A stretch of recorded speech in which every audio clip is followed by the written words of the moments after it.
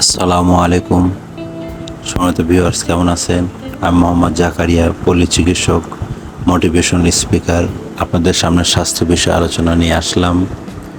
তো আপনাদের প্রতিদিন বিভিন্ন সময় বিভিন্ন স্বাস্থ্য বিষয়ে আলোচনা নিয়ে আসি।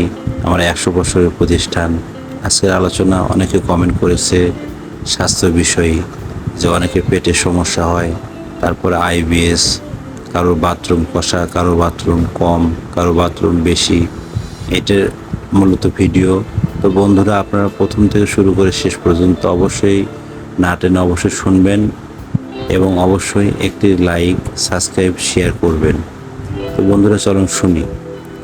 দেখেন, আমাদের যাদের দুধ খেলে সমস্যা হয়, পেটে দেখা যায় লুজ মোশন, বাথরুম অনেক হয়, অনেকে দেখা যায় যে আপনার বিভিন্ন মাংস বা গবাদি বা বেশি তৈলাক্ত খাবার তাদের সমস্যা হয়ে যায়, বা যাদের দেখা গেছে যে আপনার একটু ডাল বা আমিষ জাতীয় খাবার খেলেও এই সমস্যাগুলো হয়ে থাকে, তাদের যখন এই সমস্যাগুলো হয়, তাদের এখান থেকে নিরাময়ের জন্য কিছু উপায় আছে।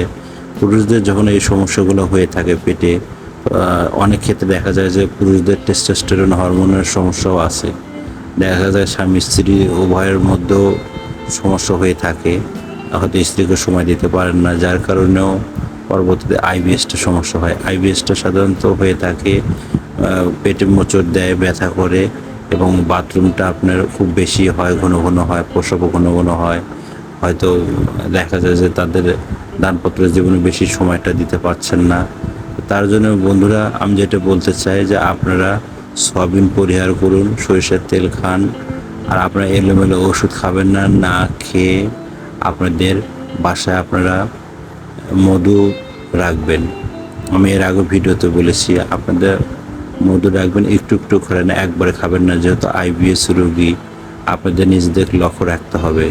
আর যে অতি তাপদাহ, গরম ঠান্ডা চলতেছে সিজনাল, আর যে সমস্ত নারী বা বোনেরা বা তাদের ক্ষেত্রে, তাদের যখন বাচ্চা বা আপনার যে হরমোনগুলো আছে, প্রোজেস্টেরন, তারপর আপনার ডিএইচএ, থাইরয়েডের সমস্যা হয়ে যায়, তাদের পর্যাপ্ত পরিমাণ শাকসবজি খাওয়াবেন এবং দুধ, ডিম খাওয়াবেন। আর পুরুষদের জন্য আপনারা 1টা থেকে 2টা ডিম রেগুলার খাবেন। অন্তত পাখির ডাকে ভোরে উঠবেন, এবং আপনার ভোরে উঠলে ভোরের যে কুয়াশা বা অক্সিজেন, এটা বডির জন্য খুবই উপকার।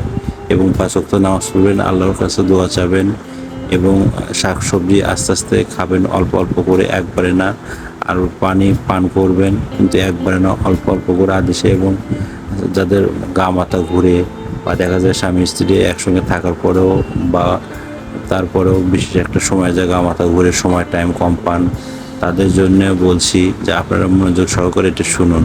অন্তত স্যালাইন খাবেন, দিনে 2টা আদেশের পানিতে অল্প অল্প করে খাবেন, এবং মেশিনে অল্প অল্প করে খাবেন, এবং আপনারা সবজি বেশি খান, এবং দুধ খেলেও খুব পাতলা করে, এবং তৈলাক্ত খাবার থেকে পরিহার করুন। আস্তে আস্তে আশা করি এই নিয়মগুলো মানলে আপনার স্বাস্থ্যের দিকে আপনার আগিয়ে যেতে পারবেন।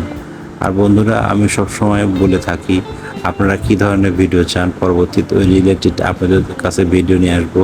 আপনারা কমেন্ট বক্সে অবশ্যই কমেন্ট করবেন, একটি লাইক এবং শেয়ার করে আমাদের জানাবেন, তাহলে আমরা উৎসাহিত হয়ে পরবর্তীতে আপনাদের ওই ধরনের ভিডিও নিয়ে আসবো। তো বন্ধুরা, আমার এই 100 বছর প্রতিষ্ঠান প্রথম আমার দাদা চালু করেছিল, বিরাজ মেডিকেল স্টোর। তারপরে আমার বাবা, তারপর জয়নাল আবেদিন, উনি প্রায় 50-40 বছর ডাক্তারি করেছেন। আমি প্রায় 14-15 বছর বিদ্যমান এখনও আছি, আমি আমার মা করতেছি।